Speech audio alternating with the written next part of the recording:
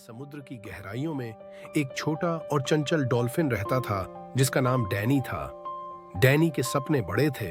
वह अपने रीफ के पार जाना चाहता था और वहां के चमकदार लेगून को खोजना चाहता था जिसके बारे में उसने अपनी माँ से कहानियां सुनी थीं। उसकी माँ अक्सर कहती थीं, डैनी, वह लेगून बहुत सुंदर है, लेकिन वहां तक पहुंचने के लिए बहुत साहस और समझदारी की जरूरत है। डैनी ने ठान लिया कि वह एक दिन उस लेगून को जरूर देखेगा।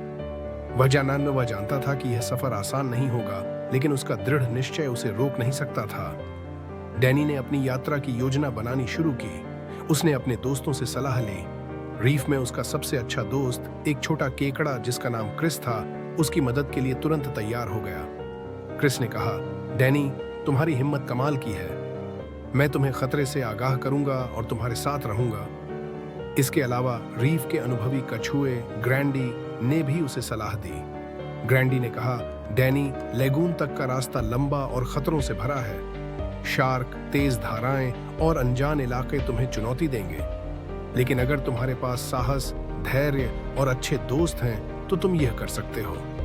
एक दिन सूरज की पहली किरण के साथ डैनी और क्रिस ने अपनी यात्रा शुरू की। जैसे ही वे रीफ के बाहर तैरने लगे, उन्होंने एक नई दुनिया देखी। समुद्री घास के मैदान, रंग बिरंगी मछलियां और चमकते हुए पत्थर उनकी आंखों को चकाचौंध कर रहे थे। जल्द ही उन्हें पहली चुनौती का सामना करना पड़ा। रास्ते में एक बड़ी भूखी शार्क तैर रही थी।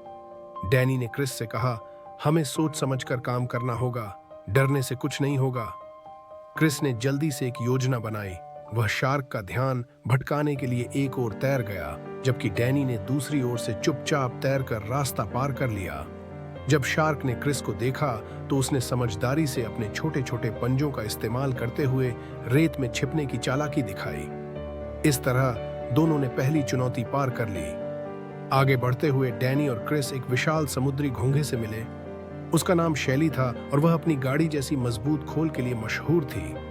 शैली ने उनकी बहादुरी की कहानियां सुनी और उनकी मदद करने का वादा किया। मेरा खोल तेज धाराओं से बचने के लिए काम आएगा, शैली ने कहा। डैनी, क्रिस और शैली अब एक टीम बन गए।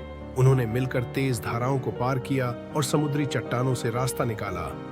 लेगून अब पास था, लेकिन आखिरी चुनौती उनका इंतजार कर रही थी। यह एक गहरी खाई थी जिसे पार करना बेहद मुश्किल था। खाई के दूसरी ओर लेगून का प्रवेश द्वार था। डैनी ने कहा, हमें अपने डर को हराना होगा, मैं पहले जाऊंगा। डैनी ने गहरी सांस ली और अपनी पूंछ के बल पर उछाल मारी।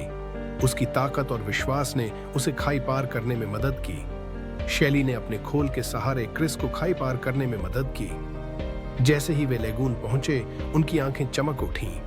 पानी कांच की तरह साफ था और सूरज की किरणें रंग बिरंगी मछलियों पर पड़कर सुनहरी लग रही थीं। वहां के माहौल में शांति और सुंदरता थी। डैनी ने कहा, यह सब हमारी मेहनत और एक दूसरे की मदद के बिना संभव नहीं था। डैनी और उसके दोस्तों ने लेगून में कई दिन बिताए और वहां की अद्भुत दुनिया को देखा।